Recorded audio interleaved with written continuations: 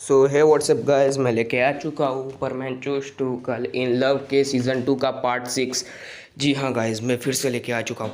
और guys please यार, आप सपोर्ट नहीं दिखा रहे हो यार, आप सब्सक्राइब नहीं कर रहे हो हमारे चैनल को यार, प्लीज़ सब्सक्राइब करो। और थैंक्स फॉर 300 सब्सक्राइबर। और प्लीज़ गाइस जल्दी से जल्दी ये स्टोरी कंप्लीट मतलब कि सब्सक्राइबर ये कंप्लीट करवा दो 500 का। सो प्लीज़ गाइस जल्दी से जल्दी हमें 1K तक पहुँचना है गाइस। और 1K के बाद मैं फिर से ऐसे ही दिन में 10 वीडियो लेके आऊँगा एक दिन में, और ऐसा ही मैं चैलेंज करूँगा। सो वीडियो को स्टार्ट करते हैं। Everybody get your fucking hands up.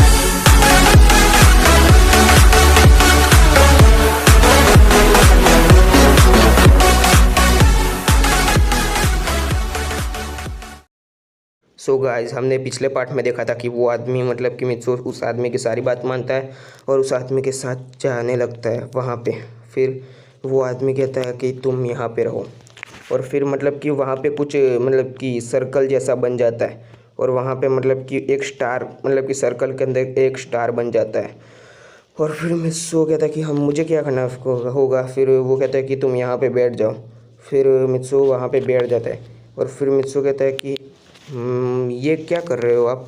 फिर वो कहता है कि मैं जो भी कर रहा हूँ सिर्फ़ और सिर्फ इस यूनिवर्स की भलाई के लिए कर रहा हूँ, मैं लोगों की भलाई के लिए ही कर रहा हूँ, क्योंकि तुम बहुत ही अच्छे हो और तुम बहुत मतलब कि सबकी मदद करते हो, और तुम्हारे अंदर बिल्कुल भी एटीट्यूड नहीं है, बिल्कुल भी मतलब कि घमंड नहीं है। इस वजह से मैं तुम्हें ये पावर्स दे रहा हूँ। और वैसे भी अगर तुम में एटीट्यूड भी होता ना, फिर भी इस पावर के असली हकदार तुम ही हो।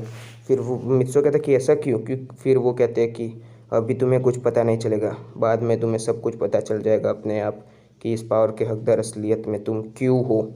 और फिर मित्सो कहता है कि वैसे ये दोनों मतलब कि लड़ रहे थे तो फिर बहुत ज़्यादा डिस्ट्रॉय हुआ, तो फिर उसका क्या हुआ। फिर वो कहते हैं कि वो सब कुछ बाद में ठीक कर दिया गया था, लेकिन ये जो एंजल है ना, वो मतलब कि अगर तुम उसकी पावर ले लोगे तो मतलब कि ये जिस जगह का किंग था उस जगह की किंग तुम बन जाओगे, और इस डेमन की पावर से तुम उस डेमन के इलाके के मतलब कि किंग बन जाओगे। फिर मिस्सो कहता है कि एंजल का इलाका मतलब कि हेवन होगा क्यों, है ना, ओ यानी स्वर्ग होगा क्यों, है ना। फिर वो कहते हैं कि नहीं, स्वर्ग नहीं होगा, ये एक एंजल है बट इतना ज़्यादा पावरफुल नहीं है कि ये हेवन मतलब ये हेवन का किंग हो, क्योंकि ये हेवन का किंग नहीं है, ये किसी मतलब कि एक और जगह का ही किंग है, जो कि बहुत ही ज़्यादा ब्यूटीफुल मतलब कि खूबसूरत जगह है, और किसी हेवन से कम नहीं है, वो जगह भी हेवन से कम नहीं है। बट वो जो मतलब कि ये जो डेमन का जो इलाका है ना, वो बहुत ज़्यादा डेंजरस है। बट तुम उसके किंग बन जाओगे क्योंकि तुम्हारे अंदर उसकी पावर्स होगी ना, इस वजह से तुम्हारे ऊपर कोई भी डेमन, वहाँ का कोई भी डेमन हमला नहीं करेगा, सारे लोग तुम्हारे सामने झुक जाएंगे, क्योंकि यही तुम्हारी पावर है। क्योंकि तुम्हारी सेना होना ज़रूरी है, क्योंकि कोई भी इंसान मतलब कि कोई भी बिना सेना के कभी भी जीत नहीं सकता, वो अकेला ही कुछ भी नहीं कर सकता।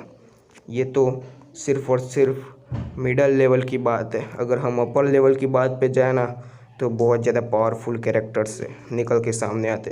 फिर मित्सु कहता है कि वो कौन है।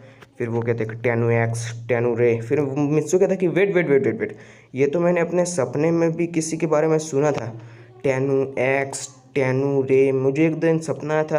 फिर वो कहते हैं कि हाँ, ये वही टेनु एक्स और टेनु रे है, ये सारे लेजेंड बंदे हैं। टेनु इन्फिनाइट मतलब कि टेनु इन्फिनाइट तो उससे भी ज़्यादा खतरनाक है, मतलब कि टेनु एक्स जो मतलब कि इतना ज़्यादा पावरफुल है ना, कि मतलब कि तुम्हारे अंदर अगर मैं इन दोनों की पावर भी डाल दूँ ना, फिर भी वो उससे भी ज़्यादा पावरफुल है। मैंने तुम्हें अभी जिस डेमन की फ़ोटो दिखाई ना, वो उसे भी हरा सकता है। फिर मिस्सो कहता है कि क्या वो उसे हरा सकता है, तो वो उसे हराता क्यों नहीं।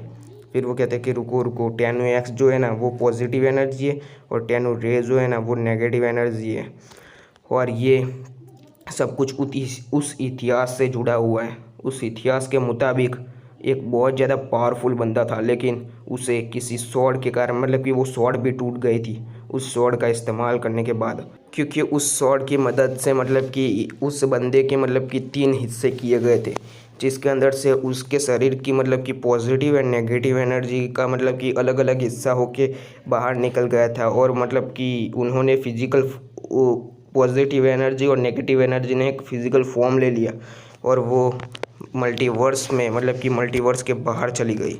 और फिर जो मतलब कि वो बंदा था, उस बंदे का अभी तक कोई भी पता नहीं, उस बंदे का मतलब कि जो था ना वो बहुत कमज़ोर पड़ गया था क्योंकि उसकी पॉजिटिव एंड नेगेटिव एनर्जी के जाने के बाद। और वो बंदा कहाँ चला गया वो अभी तक किसी को भी पता नहीं है, लेकिन सच में वो बहुत ही ज़्यादा लेजेंड बंदा था। फिर मित्सु कहते कि तो फिर टेनो इन्फेनाइट कौन है? फिर वो कहते हैं कि टेनो इन्फेनाइट तो उससे भी ज़्यादा लेजेंड है, वो तो बहुत ज़्यादा ताकतवर है, मतलब कि हद से ज़्यादा ताकतवर है। वो तो तुम मानोगे नहीं, लेकिन वो तो हेल में भी जाके आया है और हेवन में भी जाके वापस आ चुका है। वो जहाँ भी जाए वहाँ भी जा सकता है और वो गॉड से भी मिल चुका है। फिर मुझसे कहता है कि क्या वो गॉड से मिल चुका है? फिर वो कहता है कि हाँ वो गॉड से भी मिल चुका है, यहाँ तक कि वो लूसीफर मॉर्निंग स्टार से भी भिड़ चुका है और माइकल डिमर्गस से भी भिड़ चुका है। फिर मित्सो कहता है कि क्या? फिर वो कहता है कि हाँ, लेकिन वो उनसे बुरी तरह से हार गया था क्योंकि वो लोग नाई ओमनीपोटेंट बीइंग है और एक नाई ओमनीपोटेंट बीइंग से लड़ना भाई, वो तो हद से भी ज़्यादा पावरफुल हो सकते हैं। एक मल्टीवर्सल बीइंग इतना ज़्यादा पावरफुल हो तो मल्टीवर्सल प्लस बंदा कितना ज़्यादा पावरफुल होगा, तो सोच सकते हो नाई ओमनीपोटेंट यानी मल्टीवर्सल प्लस बंदे से भी ज़्यादा पावरफुल यानी नाई ओमनीपोटेंट कितना ज़्यादा पावरफुल हो सकता है।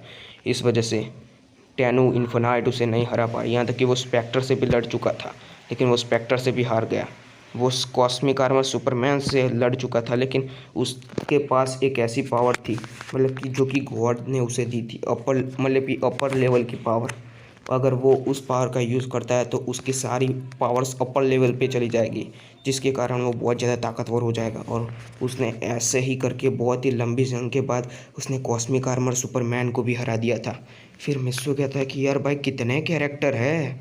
फिर वो कहते हैं कि बहुत ज़्यादा लेजेंड बंदे, ये सारे के सारे तो लेजेंड बंदे हैं, मतलब कि ये सारे के सारे गॉड लाइक बीइंग, सारे के सारे गॉड लाइक पावर्स में आते हैं, मतलब कि इनकी पावर के सामने जाना किसी के बस की बात नहीं है।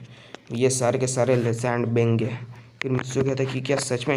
फिर वो कहते हैं कि हाँ, गोस्ट राइडर वो राइडर सारे के सारे ग्रेट बींग है।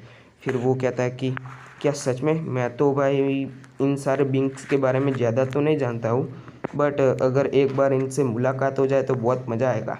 फिर वो कहते हैं कि फिर वो मतलब कि जो आदमी होता है ना वो हंसने लगता है। तुम ये सब कुछ छोड़ दो और हाँ फोकस करो कि तुम्हें इसकी पावर्स चाहिए या नहीं चाहिए। फिर मुझसे कहते हैं कि हाँ हाँ चाहिए, क्योंकि लोगों की रक्षा करने के लिए बहुत ज़्यादा पावर्स की ज़रूरत पड़ती है। फिर मुझसे कहता है, फिर वो कहते हैं कि लोगों की रक्षा करने के लिए इन पावर का कभी यूज़ मत करना, मतलब कि इस पावर का यूज़ किसी नॉर्मल इंसान पे बिल्कुल भी मत करना, क्योंकि ये बहुत ज़्यादा ताकतवर पावर है। वो उसको एग्जिस्टेंस से ही इरेज कर देंगी, मतलब कि उस इंसान को मतलब कि ख़त्म कर देगी, उसका भूत भविष्य वर्तमान तीनों में से नामो निशान मिटा देगा, मतलब मिटा देगी ये पावर्स। फिर मुझसे कहते हैं क्या इतनी ज़्यादा पावर है?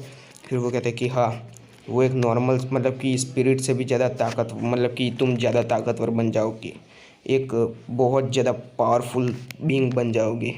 फिर मित्सु कहता है कि क्या सच में? फिर वो कहता है कि हाँ, इसलिए मैं कहता हूँ किसी नॉर्मल स्पिरिट यानी किसी भी नॉर्मल इंसान से मत मतलब कि इस पावर का यूज़ बिल्कुल भी मत करना। फिर मित्सु कहता है कि अच्छा ठीक है। और फिर वो आदमी कहता है कि तुम इस सर्कल के अंदर बैठ गए? फिर मित्सु कहता है कि हाँ मैं बैठ गया।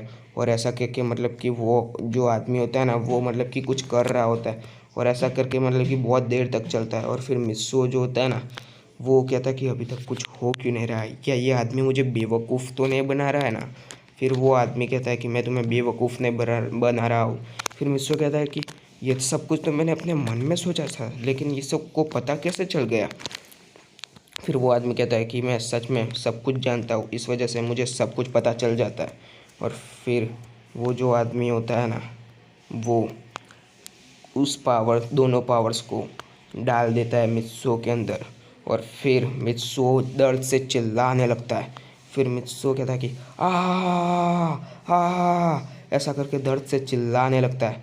फिर वो कहता है कि तुम्हें थोड़ा दर्द होगा लेकिन सहन कर लो। और फिर मतलब कि जो मित्सो होता है ना वो शांति से नीचे बैठ जाता है और फिर मित्सो खड़ा होता है और वो कहता है कि पूरी दुनिया घूम रही है मेरे सामने, सब कुछ घूम रहा है, मुझे कुछ ठीक से दिखाई नहीं दे रहा है, मुझे चक्कर आ रहा है। और फिर ऐसा करके मित्सो नीचे गिर जाता है। फिर वो आदमी उसको उठाता है और फिर वो कहता है कि तुम्हारे अंदर डेमन्स की नेगेटिव पावर और इस एंजल की पॉजिटिव पावर तुम्हारे अंदर मिल चुकी है। मतलब कि negative power plus positive power is equal to, मतलब कि मित्सु, मतलब कि ये सब कुछ ठीक है। मतलब कि ये सब कुछ ठीक है क्योंकि तुम्हारे अंदर दोनों की पावर्स हो। अगर किसी एक की पावर्स होती तो सच में बहुत ज़्यादा प्रॉब्लम हो सकती थी। इस वजह से मैंने तुम्हारे अंदर दोनों की पावर्स दी, और किसी और इंसान या किसी और मतलब कि एलियन वेलियन किसी में भी इतनी ताकत नहीं है कि इस पावर को संभाल सके।